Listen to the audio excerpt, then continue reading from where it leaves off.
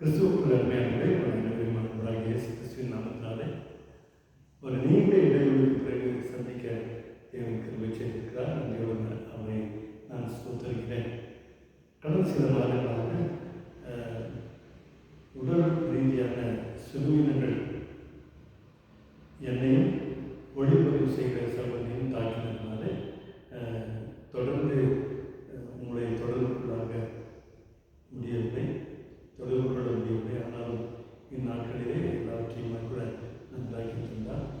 எனக்கு உதவியாக ஒளிப்பதிவு செய்கிற சகோதரன் கூட சுறுபெற்று இந்த நாளிலே எனக்கு உதவியாக இருந்திருக்கிறார். அடியனும் கூட கண் சிகிச்சை பெற்று இப்பொழுது கண் உபாதைக்குள்ளாக பூர்ணமாய் தேவனை விடுவித்திருக்கிறார். ஆகவேதான் உங்கள் மத்தியிலே தொடர்ந்து நிறைய உங்களை சந்திக்க முடியாத சூழ்நிலை. ஆண்டுதாமே தொடர்ந்து இந்நாளிலிருந்து தேவன் நம்மை காத்து வழிநடத்தி உங்களோடு கூட தொடர்பு கொள்ள ஆண்டவர் நமக்கு உதவி செய்வதாக.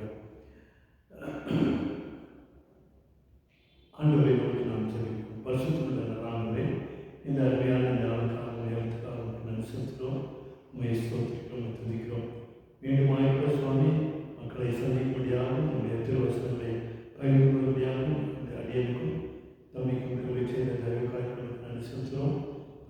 மத்தியிலே பிரசனாராயும் உடைய நாமத்தை பயன்படுத்தி கர்த்தாவை தியானங்கள் அனைத்தும் உடைய சமூகத்தில் ரீதியாக ஈடுபட்டுக் கொள்ளும்படியாக செலுத்துகிறோம். தொடர்ந்து உடைய பிரசனத்தினாலே இந்த நாட்கள் ஆசீர்வதித்து வழிநடத்தி துதிகளை நன்மை அனைத்து உனக்கே இருக்கிறோம். இயேசு கிறிஸ்துவின் முதன்மை வேண்டுகோள் செய்து கொண்டிருந்தது.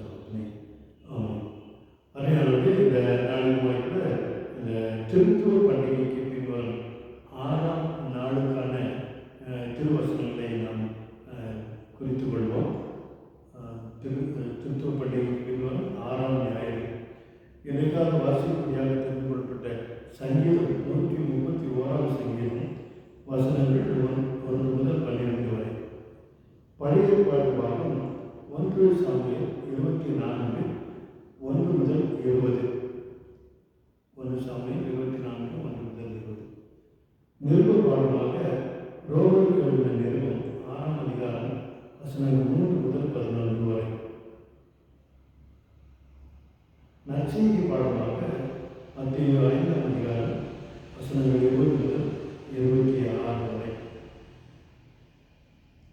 கர்த்தர் இந்த திருவசனங்களோடு கூட நமக்கு அளிக்கும் வார்த்தைகளை நாம் கேட்டு பயனுள்ளவர்களாக ஆண்டவருடைய வாழ்க்கையிலே அவருடைய ஆவிக்குரிய ஜீவியத்தில் நம்ம முன்னேறிச்சு நமக்கு கிருபை செய்வார். இந்த நாளின் தலைப்பை நாம் பார்க்கும்பொழுது இந்த ஒட்டுமொத்தமாக நான் சொன்ன இந்த வேத வசனங்களின் அடிப்படையிலே ஒரு தலைப்பை கொள்வோம். என்றால் அது 139ஆம் சங்கீதத்திலே முதல் வசனம், கர்த்தாவே நீர் என்னை ஆராய்ந்து அறிந்திருக்கிறீர்.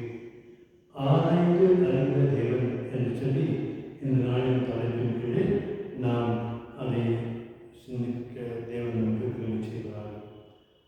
நம்மை ஆராய்ந்து அறிந்திருக்கிற தேவன், ஆராய்ந்து அறிந்திருக்கிற தேவன். தேவன் நம்முடைய தேவன் சாதாரணமானவர் அல்ல. நம்மை உள்ளத்திலே ஆராய்ந்து அறிந்து தெரிந்து கொண்டிருக்கிற தேவன். நாம் யார், நம்முடைய ஆதீனம் என்ன, நம்முடைய காரியம் என்ன, வரப்போகிற காரியம் என்ன என்று சொல்லி தொலைதூரத்திலே நடக்கும் காரியங்களை குறித்து, நம்முடைய வாழ்க்கையிலே நடக்கிற காரியங்களை குறித்தும் அவர் அறிந்திருக்கிறவராக காணப்படுகிறார். இந்த நாளில் சில வசனங்களை நாம் வாசிக்க கேட்டோம். அது சங்கீதம் புத்தகம் 139ஆம் சங்கீதம் வசனங்கள் 1 முதல் 12 வரை நாம் பார்த்தோம். ஏன்னா அதில் சங்கீதக்காரன் பரபராக தேவன் என்னை அறிந்திருக்கிற தேவன் என்பதை அந்த இடத்துல பரவலாக திருஷ்டாந்தப்படுத்தி நமக்கு சொல்கிறார். பாருங்கள், முதலாம் வசனம் சங்கீதம் 139 முதல் வசனம், கர்த்தாவே நீர் என்னை ஆராய்ந்து அறிந்திருக்கிறேன். அப்போ நம்முடைய தேவன் நம்மை ஆராய்ந்து அறிந்திருக்கிற தேவன். ஆராய்ந்து அறிந்திருக்கிற தேவன் எப்படியாய் நம்மை ஆராய்ந்திருக்கிறார் என்பதை அந்த வசனங்கள் நமக்கு தெளிவாக எடுத்துக்காட்டுகிறது. பாருங்கள், உட்கார்வதையும் என் எழுந்திருக்கிறதையும் நீர் அறிந்திருக்கிறேன். என் நினைவுகளை தூரத்திலிருந்து அறிகிறேன். தேவனுடைய உட்கார்வதை, நம்முடைய எழுந்திருக்கிறது எல்லாம் அறிந்திருக்கிறார். நம்முடைய நினைவுகளை தூரத்திலிருந்து அறிகிறவராய் காணப்படுகிறார் சொல்லி வசனம் சொல்லுகிறது. அது மாத்திரமல்ல, நான் நடந்தாலும் படுத்திருந்தாலும் என்னை சூழ்ந்திருக்கிறேன். என் வழிகளெல்லாம் நமக்கு தெரியும். நம்முடைய வழிகள் எல்லாருக்கும் தேவன் அறிந்திருக்கிறார். நாம் நடந்தாலும் படுத்தாலும் அவர் அறிந்திருக்கிறார். பிறகு நம்முடைய உள்ளம் தெரியவில்லை. நாம் நம் நாவில் புறவாததற்கு முன்னேயே கர்த்தர் அதை அறிந்திருக்கிறார் என்று சொல்லி சங்கீதக்காரன் சொல்கிறார். மாத்திரமல்ல, முற்புறத்திலும் பிற்புறத்திலும் நீர் என்னை நெருக்கி உமது கருத்தை என் மேலே வைக்கிறது. கொஞ்சம் அதை சித்திரப்பூர்வமாக நாம் பார்ப்போம். ஆனால் தேவன் என்னை முற்புறத்திலே நெருக்குகிறார், என்னை பிற்புறத்திலே நெருக்குகிறார், தம்முடைய கருத்தை தலையின் மேலே வைத்திருக்கிறார். ஆக நான் எப்பக்கமும் எந்த சூழ்நிலையிலும் எந்த பக்கமும் நான் போய்விட முடியாதபடிக்கு தேவன் என்னை முற்பக்கத்திலும் பிற்பக்கத்திலும் என்னை நெருக்கி உமது கருத்தை என் மேலே வைக்கிறீர் என்று சொல்லி, ஆக தேவன் எல்லாவற்றையுமாக கூட அறிந்திருக்கிற தேவன் என்று சொல்லி இந்த வசனங்களின் மூலமாக நாம் அறிந்திருக்கிறோம். அடுத்தது 7ஆம் வசனத்தை பாருங்கள். உம்முடைய ஆவிக்கு மறைவாக எங்கே போவேன்? உம்முடைய சமூகத்தை விட்டு எங்கே ஓடுவேன்? நான் வானத்துக்கு ஏறினாலும் நீர் அங்கே இருக்கிறேன். நான் பாதாளத்தில் படுக்கை போட்டாலும் நீர் அங்கேயும் இருக்கிறேன். நான் குளிர்காலத்து சிட்டைகளை எடுத்து சமுத்திரத்தின் கடையாளங்களில் போனாலும் அங்கே தங்கினாலும் அங்கேயும் உமது கை என்னை நடத்தும், உமது வலது கரம் என்னை பிடிக்கும். இப்படி ஒருவேளை நான் இருளில் போய் விழுந்து கொண்டேன், அந்த இருளும் நமக்கு வெளிச்சமாக இருக்கிறது என்று சொல்லி அடுத்த சில வசனங்களில் வாசிக்கிறோம். ஆக நம்மை ஆராய்ந்து அறிந்திருக்கிற தேவன் நம்ம எல்லாவற்றையுமாக அறிந்திருக்கிறார் என்று சொல்லி நாம் பார்க்கிறோம். அறிந்திருக்கிற இந்த தேவனை குறித்து சில நபர்கள், அதாவது வேதாந்தத்தில் நாம் வாசித்த விதமாக 1 சாமுவேலின் புத்தகம் 24ஆம் அதிகாரத்தில் 2 சமஸ்த இஸ்ரவேலையும் ஆண்ட அரசுகளை குறித்து நாம் வாசிக்கிறோம். 1 சாமுவேல் 24ஆம் அதிகாரத்தில் சம்பவத்தை சுருக்கமாக சொல்லி விட்டு போகிறேன். சமஸ்த இஸ்ரவேலுக்கும் முதல் அரசனாக சவுலை தெரிந்து கொண்டார். பென்யமீன் கோத்திரத்திலிருந்து சவுலை தேவன் தெரிந்து கொண்டார். அவனை ஆராய்ந்து அறிந்திருக்கிற தேவன் கழுதைகளுக்கு பின்னதாக கழுதைகளை தேடிக்கொண்டு போன அவனை அரசனாக மாற்றினார் என்று சொல்லி நமக்கு சரித்திரம் தெரியும். அப்படி அவனை ஆராய்ந்து அறிந்திருக்கிற தேவனுக்கு அவன் உண்மையுள்ளவனாக இருந்தானா என்று சொல்லி பார்க்கும் பொழுது அவன் உண்மையுள்ளவனாகவே இருக்கவில்லை என்பது தெளிவாக புரிகிறது. ஏனென்றால் சவுலுக்கு பிறகு அவனுடைய மகன் யோனத்தான் வந்திருக்க வேண்டும் அரியாசனத்துக்கு. ஆனால் சவுலை தள்ளிவிட்டு அவன் ஸ்தானத்திலே தேவன் தாவீதை தெரிந்து கொண்டார் என்று சொல்லி நாம் பார்க்கிறோம். இதெல்லாம் நமக்கு தெரிகிறதுனால சுருக்கமாக நான் போக விரும்புகிறேன். சவுலை தெரிந்து கொண்ட தேவன் அவனுடைய ராஜ்யபாரம் செய்யும்போது தேவனுக்கு உகந்த மாதிரி அவன் நடந்து கொள்வதில்லை. தேவனுக்கு உகந்த காரியங்களை அவன் செய்யாதபடிக்கு தேவனுக்கு விரோதமான காரியங்களை செய்தபடினாலே தேவன் அவனை தள்ளிவிட யோசனையாயிருந்து சாமுவேலை கொண்டு தாவீதை அபிஷேகம் பண்ணுகிறார் அவர் ஸ்தானத்தில். எப்படி என்று பார்க்கும்பொழுது தேவன் தெரிந்து கொண்ட ஒரு மனிதன், தேவன் ஆராய்ந்து அறிந்திருக்கிற ஒரு மனிதனுடைய வாழ்க்கையிலே சகலமும் நன்மைக்கு ஏதுவாகத்தான் இருக்க வேண்டும், சகலமும் நல்லதாகத்தான் இருக்க வேண்டும். ஆனால் இவன் ஒரு தெள்ளுப்பூச்சியை போல, ஒரு நாயை சென்ற நாயை போல தாவீதை விரட்டி கொண்டு போகிற காரியத்தை நாம் அறிவோம். அவன் தன்னுடைய சுயநலத்துக்காக, தன்னுடைய சுய மேன்மைக்காக தாவீதை ஒடுக்குகிற நாய் தாவீதை கொள்ளுகிறவனை காணப்படுகிறார். அந்த சம்பவத்தை தான் நாம் இந்த 1 சாமுவேல் 24ஆம் அதிகாரம் வசனங்கள் 1-20 வசனங்களிலே நாம் பார்க்கிறோம். அப்படி அவன் தாவீதை மேற்கொண்டான் என்று பார்க்கும்போது தாவீதை மேற்கொள்ளவில்லை, தாவீதை ஒன்றுமே செய்ய முடியாது. மாறாக தாவீது சவுலுடைய சாலை தொல்லை அவன் வெற்றி சொல்றேன், தேவன் ஆராய்ந்து அறிந்திருக்கிற ஒரு மனிதனுடைய வாழ்க்கையில தவறான எண்ணங்களோடு கூட மற்ற மக்களை அணுகுகிற காரியமும் நடக்கிறது. அதே நேரத்தில் தேவன் தெரிந்து கொண்ட மனிதன் தேவனுக்கு உண்மையுள்ளவனாக இருந்தானே என்றால் அந்த தேவனுடைய மனுஷர்களை எல்லாரையும் போல மதிக்கவும் தெரிந்திருக்கிறான் என்று சொல்வதற்கு தாவீது ஒரு உதாரணமாக. ஆக தேவன் தெரிந்து கொண்ட அறிந்து கொண்ட மனிதர்கள் தேவனுக்கு உகந்தவர்களாக இருக்க வேண்டும் என்பது இந்த 1 சாமுவேல் 24ஆம் அதிகாரத்தில் வசனங்கள் நமக்கு நடத்துகிறது. மாத்திரமல்ல, நான் வாசிக்க கேட்ட அந்த நிறுவ பாடத்தில் பார்க்கும் பொழுது ரோமர்கள் நிறுவம் 6ஆம் அதிகாரம் தேவன் தெரிந்து கொண்ட அல்லது ஆராய்ந்து அறிந்து கொண்ட மனிதர்கள் தேவனுக்குள்ளாக அவர்கள் வருகிறவர்களாய் காணப்படுகிறார்கள். எப்படி பாருங்க, 3ஆம் வசனம், 6ஆம் அதிகாரம் 3ஆம் வசனம். கிறிஸ்து இயேசுக்குள்ளாக ஞானஸ்நானம் பெற்று நாம் அனைவரும் அவருடைய மரணத்துக்குள்ளாக ஞானஸ்நானம் பெற்றதை அறியாமல் இருக்கிறீர்களா? தேவன் தெரிந்து கொண்ட அல்லது அறிந்து கொண்ட மனிதர்கள் முதலாவது அவர்கள் சொந்தமான ஜனங்களாய் மாறுவதற்கு திருச்சபை ஞானஸ்நானம் என்கிற ஒரு வரலையை முன்னதாக வைத்திருக்கிறது. ஆக அந்த ஞானஸ்நானத்துக்குள்ளாக வந்தவர்கள் தேவன் என்னை தெரிந்து கொண்டிருக்கிறார் என்பதை வெளியுறமான சாட்சியை மற்றவர்கள் மத்தியில் பகிர்வுகளாய் காணப்படுகிறார்கள் ஞானஸ்நானத்தின் மூலமாக. ஆக இந்த ஞானஸ்நானத்தின் மூலமாக கிறிஸ்து என்னை அறிந்திருக்கிறார், நான் அவரை அறிந்திருக்கிறனால தேவன் என்னையும் அறிந்திருக்கிறார் என்று நாம் அறிக்கை செய்யக்கூடாது மாற்றம் அல்ல. மேலும் என்ன சொல்கிறார் பவுல்? நாம் 6ஆம் வசனத்தில் அவருடைய மரணத்தின் சாயலை நாம் இணைக்கப்பட்டிருப்போம் என்றால் அவர் உயிர்த்தெழுந்தின் சாயலும் இணைக்கப்பட்டிருப்போம். ஆக கிறிஸ்துவுக்குள்ளாக மரணத்தின் சாயலை போல ஞானஸ்நானத்தில் நாம் இணைக்கப்பட்டிருப்போம் என்றால் அவரோடு கூட நாம் உயிரோடு கூட ஏற்பட்டவர்களின் உயிர்த்தெழுந்தின் சாயலையும் நாம் அணிந்து கொள்கிறோம் என்கிறார்.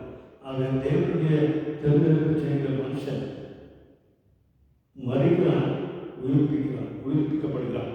ஏன் மறிக்கிறான் என்று சொல்லி பார்க்கும் பொழுது 7ஆம் வசனம்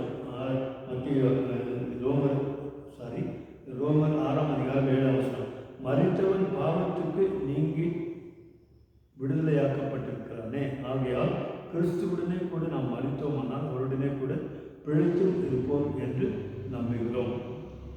அது மாத்திரமல்ல, 10ஆம் வசனம் பாருங்க, அவர் மறித்து பாவத்திற்கென்று ஒரே தரம் மறித்தார், அவர் பிழைத்திருக்கிறதோ தேவனுக்கென்று பிழைத்திருக்கிறார் என்று சொல்லி கிறிஸ்துவை குறித்து சொல்லிவிட்டு அதே காரியத்தை நம் மனிதர்களாக நமக்கு பவுல் எப்படி எழுதுகிறார் பாருங்க.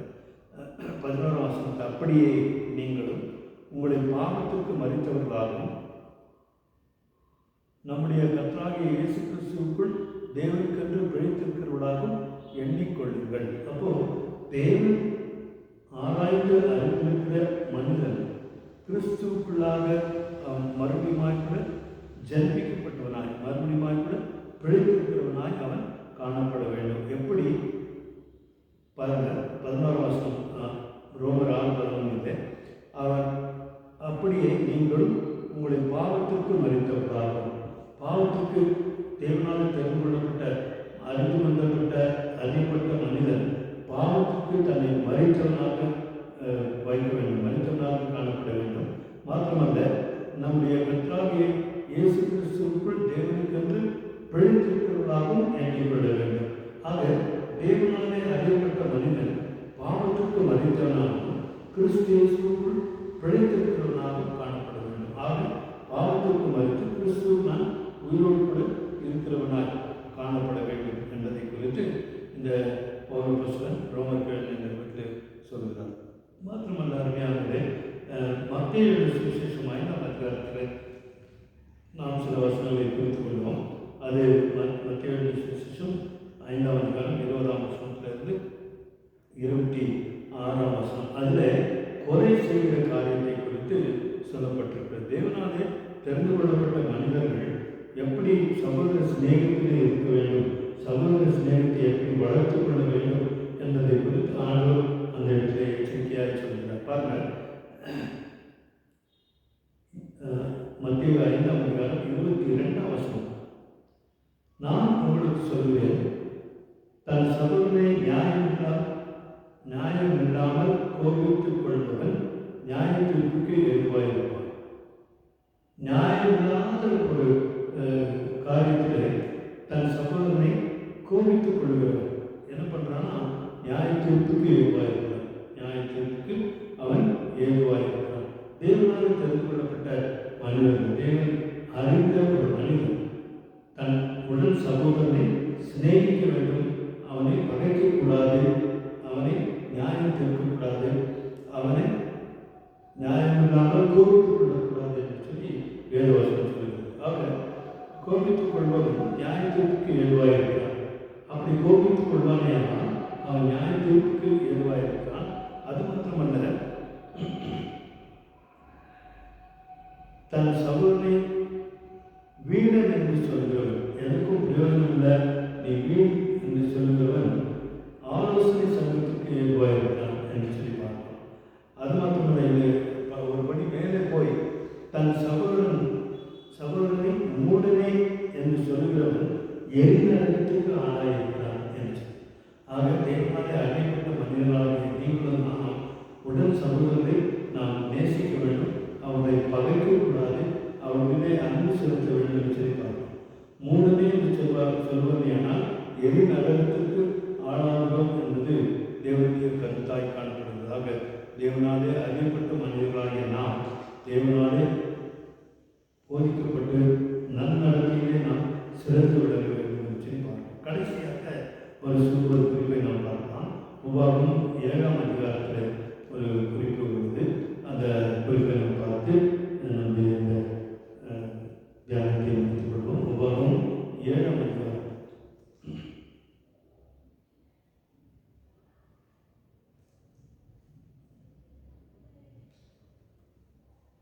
உபாகம் 7ஆம் அதிகாரம் 6ஆம் வசனத்திலே இருந்து பார்க்கலாம். நீ உன் தேவனாகிய கர்த்தருக்கு பரிசுத்த ஜனம், பூச்சக்கரத்தில் உள்ள எல்லா ஜனங்களிலும் உன் தேவனாகிய கர்த்தர் உன்னை தமக்கு சொந்தமாய் இருக்கும்படி தெரிந்து கொண்டார் என்று சொல்லி பார்க்கிறோம். அதுவே நம்முடைய ஆண்டவராலே நாம் 339ஆம் சங்கீதம் முதல் வசனத்தில் நாம் பார்த்த வண்ணமாக தேவன் கர்த்தாவே நீர் என்னை ஆராய்ந்து அறிந்திருக்கிறீர் என்று சங்கீதக்காரன் சொன்ன வண்ணமாக ஆராய்ந்து நம்மை அறிந்திருக்கிற தேவன் நம்மை தெரிந்து கொண்டிருக்கிறார். எப்படி தெரிந்து கொண்டார் என்று சொல்லி இஸ்ரவேல் ஜனங்களை எப்படி தெரிந்து கொண்டாரோ அதே வண்ணமாக நம்மையும் தெரிந்து கொண்டார் என்று சொல்லி நாம் பார்த்தோம்.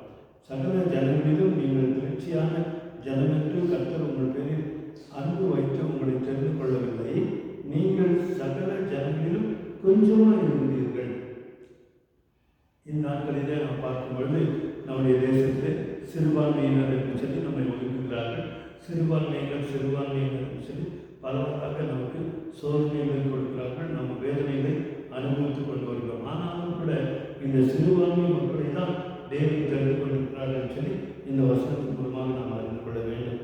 அதுவே நம்மளுடைய 8ஆம் வசனத்தில் நாம் பார்க்கிறோம்.